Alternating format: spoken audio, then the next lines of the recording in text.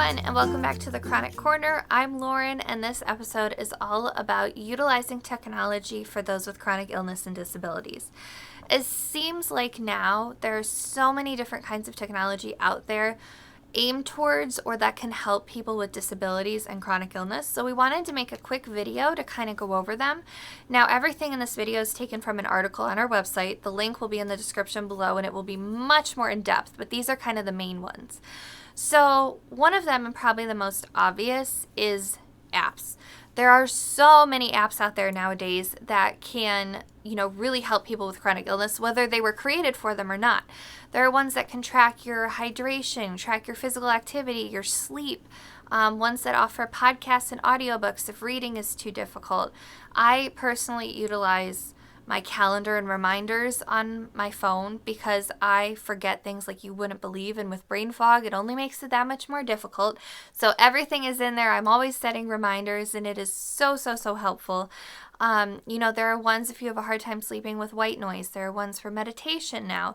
There are so many different kinds out there. So those are kind of big ones. Also, there's a lot of devices that you can have at home that can help you, especially if you have dysautonomia or POTS. Having a pulse ox, having a blood pressure cuff, checking your heart rate can all be really important. There are a lot of different types of technology out there now that can actually take your heart rate, which is huge. To be able to do that from home instead of having to go to the physician and being able to track it and see it right there is a really big deal. Whether you're tracking it for yourself to see how you're doing physically or for your physician, it is really helpful. And the other big one is telehealth. Oh my gosh. So this totally exploded since COVID.